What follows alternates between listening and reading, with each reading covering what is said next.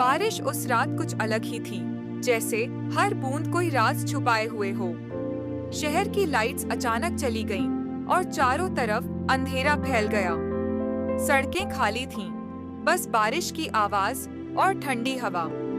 सिया भागते हुए एक पुरानी बस स्टॉप के शेड के नीचे आकर रुक गई। उसका दिल तेज धड़क रहा था, न सिर्फ बारिश की वजह से, बल्कि उस अजीब सी बेचैनी से जो उसे महसूस हो रही थी। उसी समय कोई और भी वहां आया, भीगा हुआ, हल्की सी सांसें तेज। वो आरव था, लेकिन अंधेरा इतना गहरा था कि दोनों एक दूसरे को देख नहीं पा रहे थे। कोई है? सिया ने धीरे से पूछा। हाँ, मैं हूँ, आरव की आवाज आई, गहरी लेकिन सुकून देने वाली। कुछ पल खामोशी रही, फिर अचानक तेज हवा चली और सिया का संतुलन बिगड़ गया। वो फिसलने लगी। तभी किसी ने उसे पकड़ लिया। आरव ने उसे गिरने से बचा लिया। उस एक पल में दोनों बेहद करीब थे। बारिश की बूंदें, तेज धड़कनें और बिना देखे ही एक अजीब सी पहचान। ना जाने कैसे वो पल और करीब आ गया और फिर उनके होंठ एक दूसरे को छू गए, बस एक पल के लिए। लेकिन उस एक पल में जैसे समय थम गया। दोनों तुरंत अलग हो गए। दिल जोर जोर से धड़क रहा था।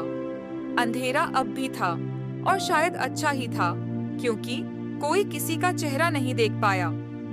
सॉरी, सिया ने घबराकर कहा। नहीं, वो मेरी गलती थी। आरव भी उतना ही उलझा हुआ था। कुछ देर बाद बारिश थोड़ी कम हुई। दोनों अलग अलग दिशाओं में चले गए, बिना जाने कि वो कौन था या कौन थी। लेकिन उस रात के बाद कुछ बदल गया। सिया जब भी बारिश में भीगती, उसे वही स्पर्श याद आता, वही अजनबी एहसास।